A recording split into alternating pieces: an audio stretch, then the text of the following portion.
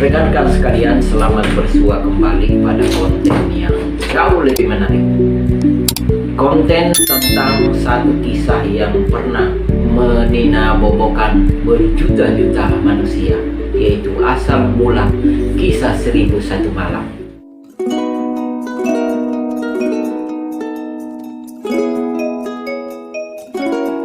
Rekan-rekan sekalian, kira-kira pada zaman sesudah Khulafaur Rasyidin, 4 sahabat, kemudian masa dinasti kekhalifahan Abbasiyah yang telah meruntuhkan Romawi dan Persia, terkenal satu raja yang luar biasa, memiliki saudara kembar, yaitu zaman dinasti Sasaniyah di daerah Persia, yaitu Raja Shahrayar dan adiknya Raja Shah Zaman. Setelah Raja Shahrayar mencapai puncak kegemilangan, maka teringatlah akan adiknya yang tinggal di tanah Hindustan yang baru ingin memulai menghimpun beberapa komunitas dan mendirikan Kesultanan Hindustan. Tetapi karena Hindustan sedang bergejolak, maka perkembangan kesultanan yang dibangun Shah Zaman tidak terlalu cemerlang. Tibalah saatnya Raja Shahrayar mengundang adiknya dan telah dibangun 2 istana, yaitu istana Shahrayar sendiri dan istana untuk tamu adiknya, adik kandungnya yang sangat dia cintai, yaitu Shah Zaman. Setelah dipesan, Raja Shah Zaman yang berada di Hindustan telah datang dengan beberapa kafilah dan rombongan, tiba lalu dipersilakan untuk menempati istana di samping istana Raja Shahrayar di Persia. Berbagai macam kebutuhan telah dijalankan, kemudian dilayani sebagaimana sebuah tamu kebesaran.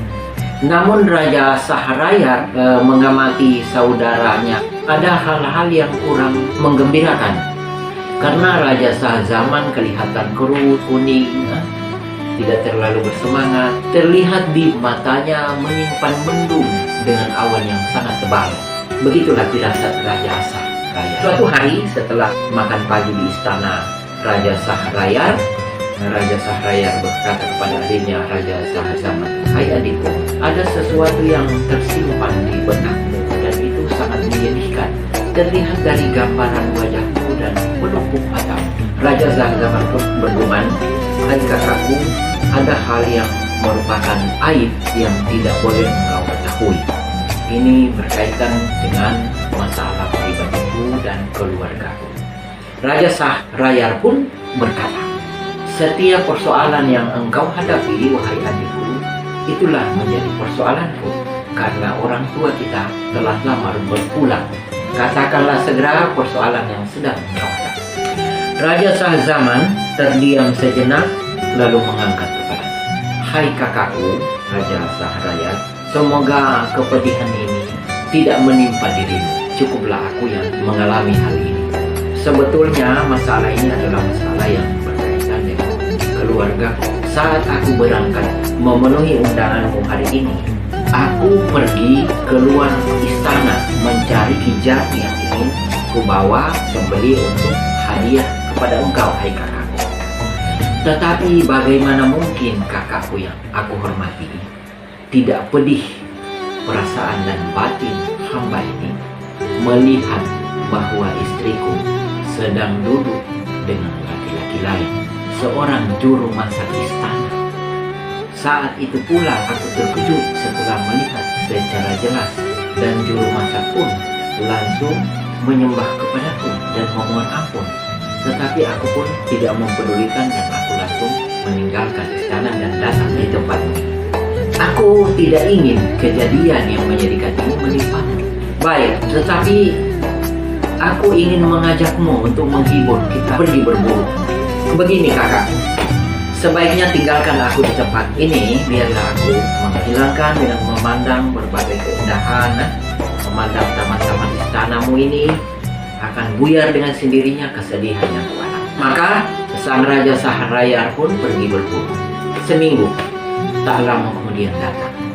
Namun adik Raja Shahrayar tadi, rekan-rekan sekalian, betapa terkejutnya saat hari kelima Raja Sahrayar masih berada di hutan.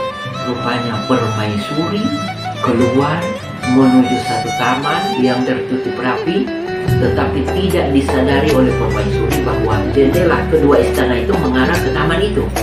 Taman itu diperuntukkan bagi para permaisuri dan pelayan-pelayan istana. Betapa terkejutnya rekan-rekan sekalian. Bagaimana perasaan yang dirasakan Raja Shahzaman, adik Raja Sahrayar, begitu juga kenyataan yang akan menimpa Raja Sahrayar kakaknya. Perlakuan istrinya Raja Shahzaman di tanah Hindustan yang telah berkhianat dengan para pegawai istana disaksikan langsung pula oleh Raja Shahzaman terhadap permaisuri kakaknya sendiri, yaitu Raja Sahrayar yang duduk dengan beberapa pegawai-pegawai istana. Maka singkat cerita, setelah Raja Sahrayar menikmati santapan berbuah dengan adiknya, Raja Shahzaman berkata, "Bagaimana perasaan selama berburu?" "Ya, menyenangkan sekali. Aku justru tidak merasa tentram setelah kejadian yang menimpamu. Hai kakakku yang aku hormati, apa yang telah menimpa diriku sebetulnya jauh lebih berat menimpa dirimu.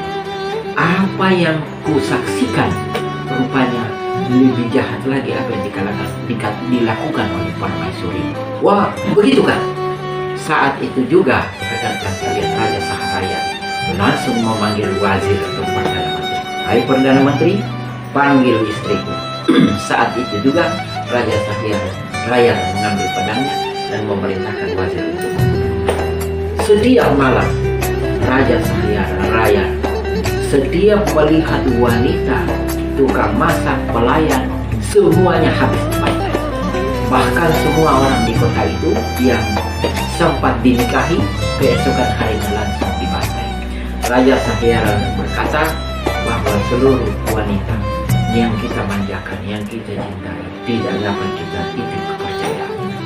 Rekan-rekan sekalian, wazir ini memiliki dua orang putri. Putri yang pertama bernama Shahrazad, sedangkan putri yang kedua bernama Dinarjat. Putri pertama sangat dalam tentang pengetahuan sastra, syair, filsafat, hukum, estetika, seni. Maka sedangkan yang kedua ini tidak terlalu pandai atau tidak cemerlang. Singkat cerita rekan-rekan sekalian, putri daripada wazir ini meminta kepada ayahnya agar dinikahkan dengan Raja Sahrayar. Setelah mengajukan permintaannya, maka wazir berkata, "Engkau ini termasuk manusia terbodoh di dunia. Engkau sudah mengetahui bahwa sang baginda raja sangat kejam. Setiap pagi pasti membunuh perempuan-perempuan yang telah dia nikahi. Hai ayahandaku, percayalah, tujuan saya hanya ingin menyelamatkan seluruh wanita di negeri ini, agar masih ada perempuan-perempuan yang berhati mulia dan hidup sampai akhir zaman." Maka tak lama kemudian diadakanlah pesta rekan-rekan sekalian. Malam pertama tidur, menjelang subuh menangislah istri sang Raja Sahrayar yang baru dinikahinya itu. "Hai baginda, aku sangat rindu kepada adikku. Aku ingin menyampaikan sesuatu sebelum engkau pancung kepalaku." Maka dijemputlah adiknya Dinarjat. Setelah dijemput, maka adiknya berkata, "Hai kakakku, janganlah engkau dulu tidur. Aku ingin mendengar dongeng-dongengmu yang selama ini sewaktu kita bersama-sama engkau telah mengisahkan berpuluh-puluh kisah.